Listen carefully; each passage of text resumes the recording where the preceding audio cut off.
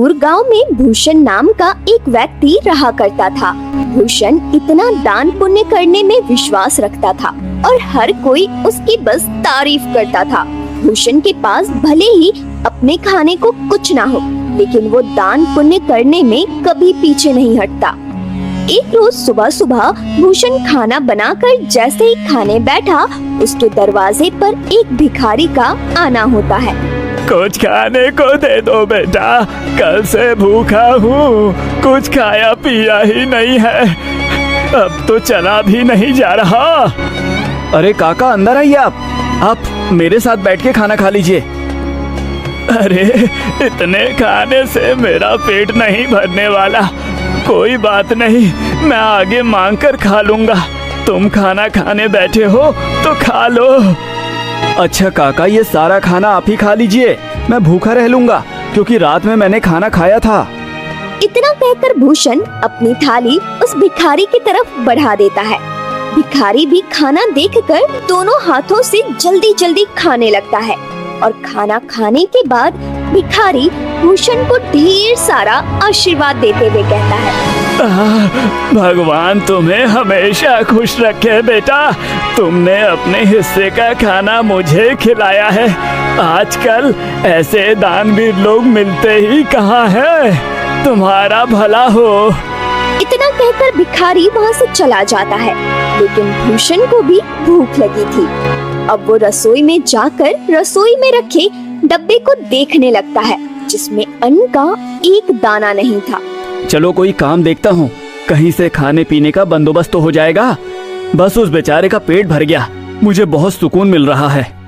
अब भूषण घर से निकलता है, तभी उसे गांव का मदन लाल देखकर अपनी पत्नी से कहता है, अरे कब से ये अनाज की बोरियां मैं अकेले ही उठा रहा हूँ, अभी भूषण को बुलाता हूँ, तुम देखना वो कैसे मेरी मदद करेगा। उसे तो वैसे भी लोगों की मदद करने का भूत सवार है, खुद भले ही जेब में फूटी कौड़ी ना हो, लेकिन बड़ा दानवीर बनता है ये भी।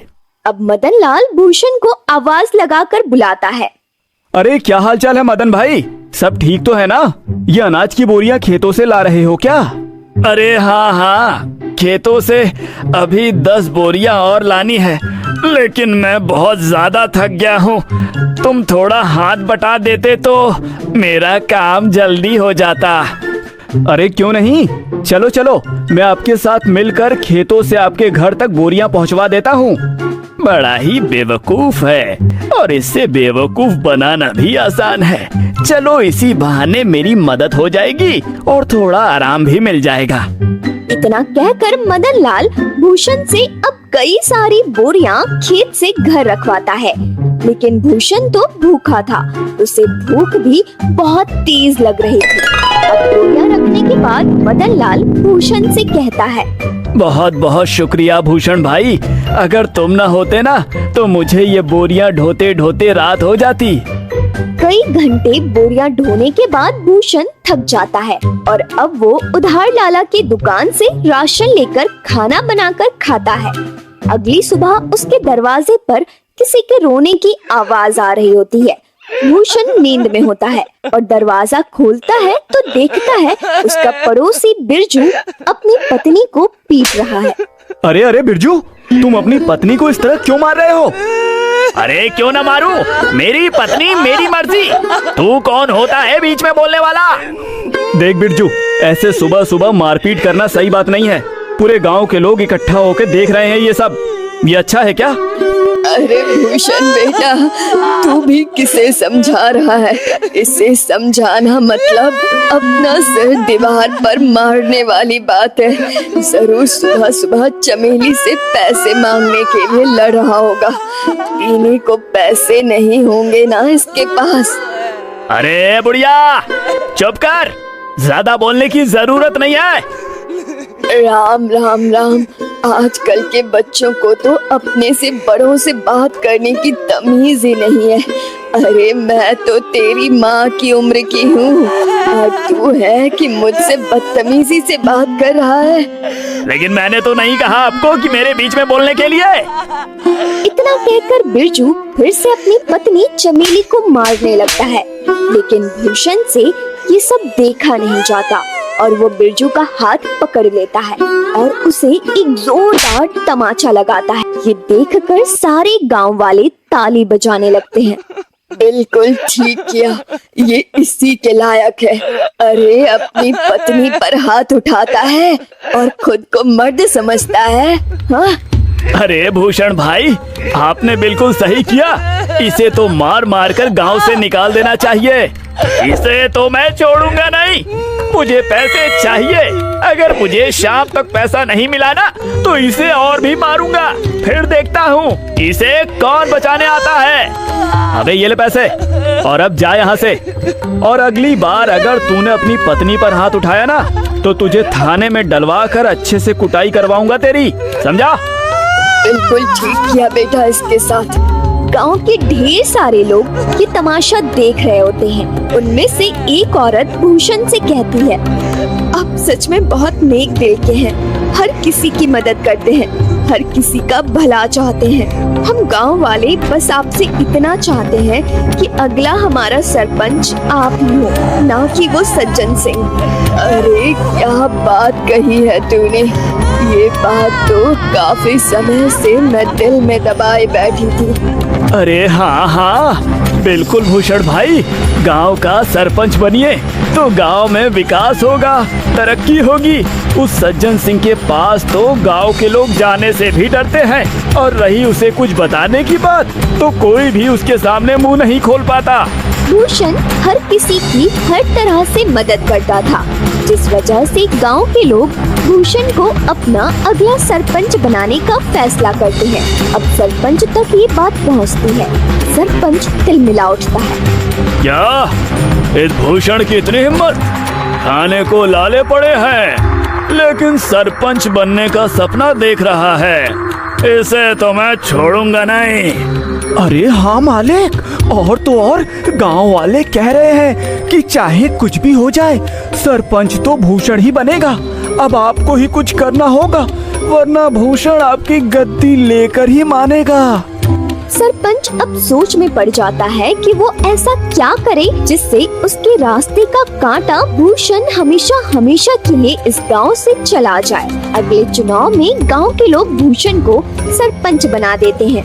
अब ऐसे ही कई दिन बीत जाते हैं और जब राशन देने की बारी आती है तो सरपंच बड़े ही चालाकी के साथ राशन में मिलावट करवा देता है, जो भूषण को बिल्कुल पता नहीं चलता।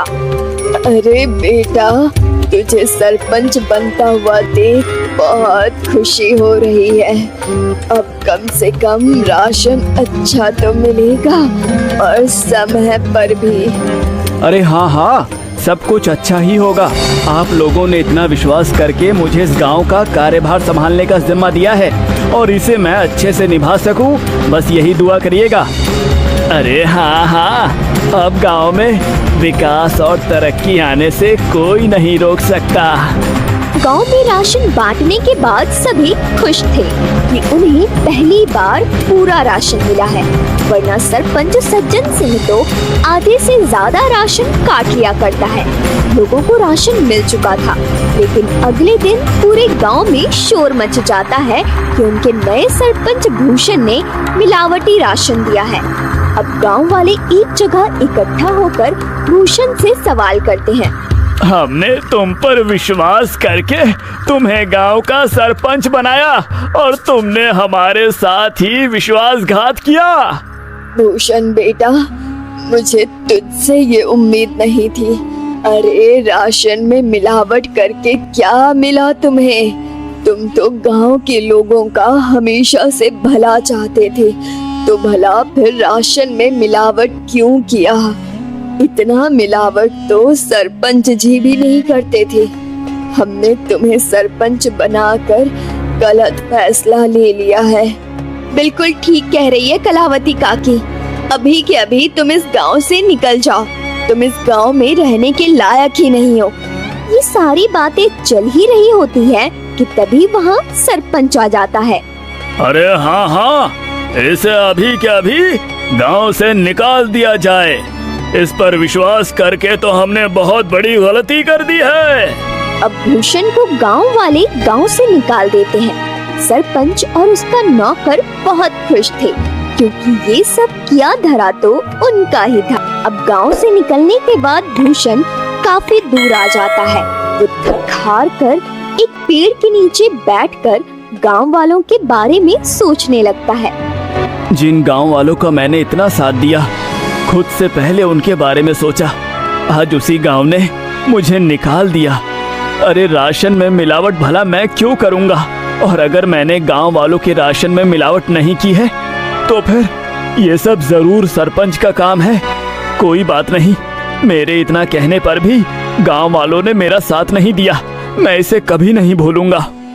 इधर सरपंच फिर से अपनी चाल चलता है और गांव वालों का विश्वास जीत लेता है। गांव वाले एक बार फिर सरपंच सज्जन सिंह को अपना सरपंच मानने के लिए मजबूर होते हैं, क्योंकि उन्हें भूषण भी धोखेबाज लगता है।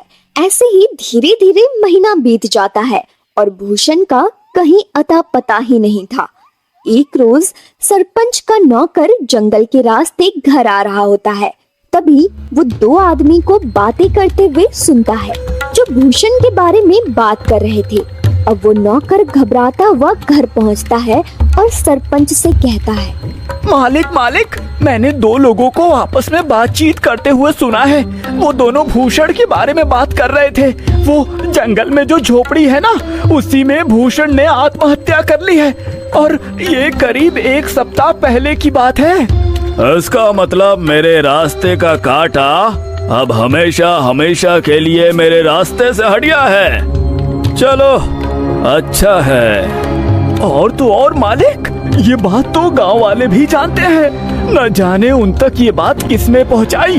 हो सकता है उन्हीं लोगों ने पहुंचाई हो जो बातें कर रहे थे। अरे गांव वाले बहुत ही मतलबी हैं। भूषण ने गांव वालों का कितना साथ दिया, और गांव वाले भी यही कहेंगे कि भूषण ने शर्म के मारे आत्महत्या कर ली। गांव वालों के साथ साथ सरपंच को भी अब पूरा यकीन हो गया था कि भूषण ने आत्महत्या कर ली है। लेकिन कुछ दिनों बाद भूषण सरपंच के दरवाजे पर पहुंचता है। शाम का समय था, चारों तरफ अंधेरा छा रहा था। सरपंच अपने नौकर को आवाज लगाकर कहता है, अरे सामने देख जरा, कोई खड़ा है क्या? मुझे तो ऐसा लग रहा है कि सामने भूषण है, मतलब भूषण का भूत। मालिक, ये भूषण का भूत ही लगता है। ये आपसे बदला लेने आया है। मैं तो चला यहाँ से। मुझे भरी जवानी में नहीं मरना। मेरे 4 बच्चे हैं और 2 बीवियां हैं। सरपंच का नौकर इतना कहकर वहाँ से दुम दबाकर भाग निकलता है। भूषण जैसे जैसे आगे बढ़ रहा था, सरपंच पसीने से तरबतर था। वहीं रुक जा भूषण का भूत, तुझे क्या चाहिए? मैं तुझे सब कुछ देने के लिए तैयार हूँ, अपना घर, जमीन, पैसा, लेकिन मुझे मारना मत। मैं तुम्हें नहीं छोड़ूंगा। तुमने मुझे बदनाम किया है। अब तुम ही ये सच गांव वालों के सामने बोलोगे, वरना मैं तुम्हें मार डालूंगा। अरे हाँ, मैं गांव वालों के सामने सच कबूलने के लिए तैयार हूँ, लेकिन मुझे मारना मत। अब सरपंच रात के समय ही गांव वालों को इकट्ठा करके सबके सामने सच कबूलता है कि उस दिन राशन में मिलावट उसने और उसके नौकर ने की थी, ना कि भूषण ने। आप लोग भले ही मुझे भूत समझ रहे हो, लेकिन मैंने अपने आत्महत्या की खबर झूठी फैलाई थी ताकि मैं चोर को पकड़ सकूं, और चोर आप सभी के सामने है। मैंने हमेशा लोगों का भला किया, तभी तो आप लोगों ने मुझे इतने सम्मान और प्यार के साथ दानवीर कहा। अरे हाँ भाई, मुझसे गलती हो गई, मुझे माफ कर दो। मैं तुम्हारे आगे हाथ जोड़ता हूँ। अब उसी वक्त गांव वाले सरपंच को गांव से निकालकर सरपंच की जगह भूषण को गांव का सरपंच बनाते हैं और भूषण से माफी मांगते हैं कि वो सरपंच की बातों में आ गए थे और उन्होंने बिना सोचे समझे उसे गांव से निकाल दिया था।